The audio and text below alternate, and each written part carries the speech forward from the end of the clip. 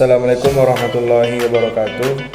Perkenalkan, nama saya Antata Buah Habibi dengan NIM 1222071594, ilmu hukum B angkatan 22.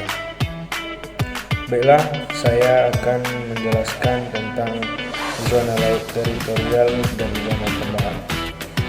Yang pertama, zona laut teritorial adalah salah satu dari beberapa zona dalam wilayah laut suatu negara yang diatur oleh hukum laut internasional. Pengertian zona laut teritorial. Zona laut teritorial adalah wilayah laut yang membentang sejauh 12 mil laut dari garis dasar pantai suatu negara.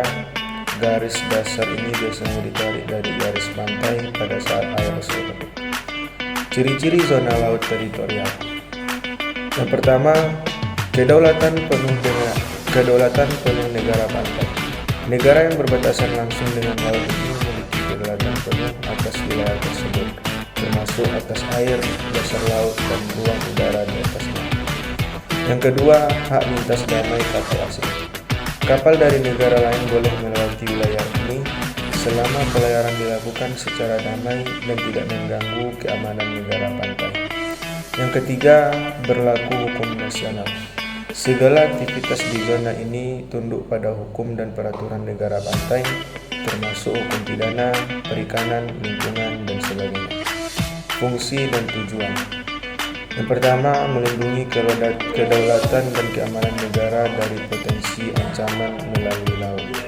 Yang kedua, menjaga sumber daya alam di wilayah tersebut.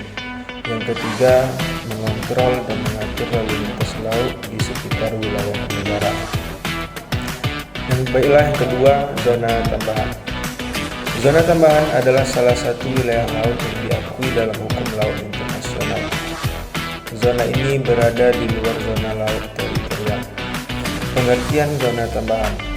Zona tambahan adalah wilayah laut yang membentang hingga 12 mil laut setelah batas zona laut teritorial atau 24 mil laut dari garis dasar pantai.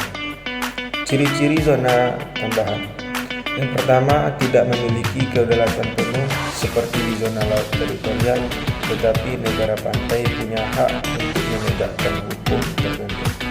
Yang kedua, negara pantai boleh mengawasi dan mengambil tindakan untuk mencegah atau menghukum pelanggaran terhadap hukum bea cukai, perpajakan, imigrasi, dan kesehatan. Yang ketiga, zona ini bertindak sebagai penyangga keamanan dan pengawasan terhadap aktivitas ilegal sebelum masuk ke wilayah kedaulatan negara. Tujuan zona tambahan. Yang pertama, memberikan perlindungan hukum tambahan bagi negara pantai.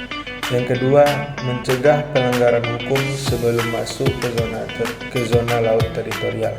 Yang ketiga, mengawasi aktivitas yang dapat berdampak pada keamanan nasional dan ketertiban umum. Mungkin hanya ini. Sekian, terima kasih. Assalamualaikum warahmatullahi wabarakatuh.